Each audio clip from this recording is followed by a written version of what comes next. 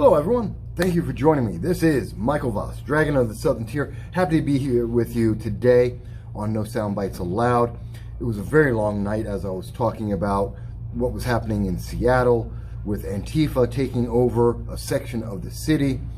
The news there is incredible, and I have contacts in Seattle who are updating me about what's going on there. And it's just been an incredible wild ride this morning.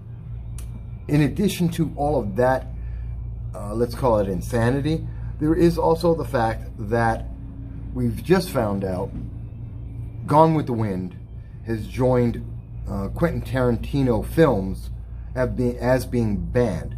They are being removed. If it were a different time, slightly different place, you would say that they are burning the books. And we know how good book burnings are, and how that is something that's seen as, well, today it's considered part of an Antifa movement. It's part of sympathy and empathy, but you can also see how that might be taken as something more authoritarian. Now, I have to say, I cannot stand the idea that we are purging media based on someone's feelings about those films. I mean, we're getting rid of Quentin Tarantino films. He made an excellent film, Django,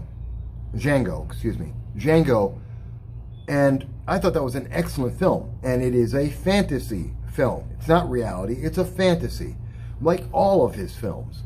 And his works about, the one with World War II, also great film. These are great fantasy explorations and expressions of thoughts by a director. They have to go. Gone with the Wind has to go because it mentions, World War II. So going along with that theme, let's think about this. And I want a top 10 list, folks. I want you to give me your top 3 choices of what other books and films and plays that have to be destroyed. They have to be purged. They have to be removed because Antifa will not like it.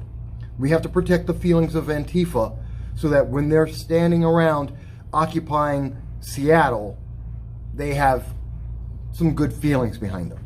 So some of the things I can think of right off the top of my head, that means we have to get rid of the book Sounder, because that takes place not only in the South, not only during slavery, but it's about black people. So you got to get rid of that one. It's gone. Sounder classic, got to go. You got to get rid of Lord of the Rings. I know just a year ago, there were many of the far left that were trying to get rid of the Lord of the Rings because orcs somehow are black, and therefore you have to get rid of that. Fantasy world, non-existent, created a whole new world, but of course orcs are somehow black, so we have to get rid of that. So that's gone. We have to get rid of the Wizard of Oz. Yes, the Wizard of Oz. Why? It has monkeys in it. Got to get rid of that one.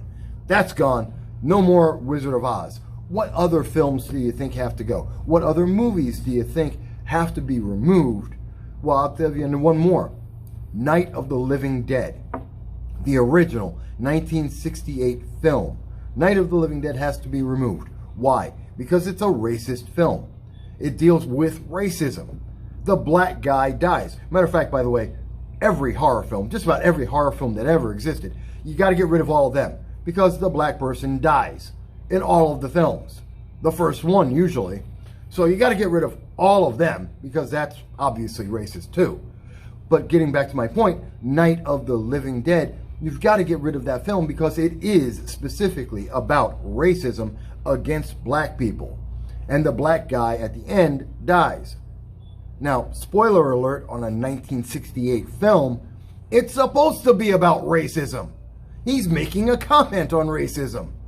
But that's not the point that we see here, because it has commentary that may be considered racist, or is in fact racist, because its message is about racism, and it's, the black guy dies. Well, we've got to get rid of that, just like we have to get rid of Django, just like we have to get rid of Gone with the Wind, just like we have to get rid of Amos and Andy, just like we have to get rid of pretty much every piece of movies and literature that hasn't been created in the last 20 years, essentially.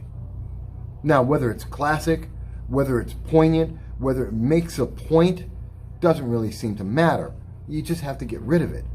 Because Antifa, their feelings are hurt. And we know, right now in this world, there is almost nothing more important than the feelings of Antifa. That's why they're being allowed to capture a city in the United States. They have occupied and created their separate, outside the United States, free zone. Their cop-free zone. Really? Okay. So, as a point, that means the First Amendment no longer matters. If you're an artist, you want to be a director, an actor, an actress, you want to go into comedy, you want to go into writing, just keep in mind, in this new world where Antifa has so much control over what we do and how people feel, the answer is, whoops, excuse me, sorry, getting a call. What we have to do is make sure to protect everyone's feelings, especially people of color who may not care about this, who may even disagree with this. We have to create a list of things that you cannot put out there, that you cannot do, and that you cannot read, and that you cannot talk about. And don't worry, it's for your good. They're doing it for you. Don't mind the fact that it's limiting your thought. It's removing your freedom. It's denying you the freedom of speech and expression. No, don't worry about that. The important thing is they're doing this for you. You don't need those rights. Antifa will take care of it for you. Just like they're going to take care of, patrolling your streets when the police are gone, along with the crackheads. Well, that's my thoughts. You may disagree. I'd love to hear it. And remember, I want to see what is your list, your top 3 list of things that we must, media, movies, books, comic books, whatever it may be, that we have to get rid of so that Antifa's feelings will be okay. Talk to you soon.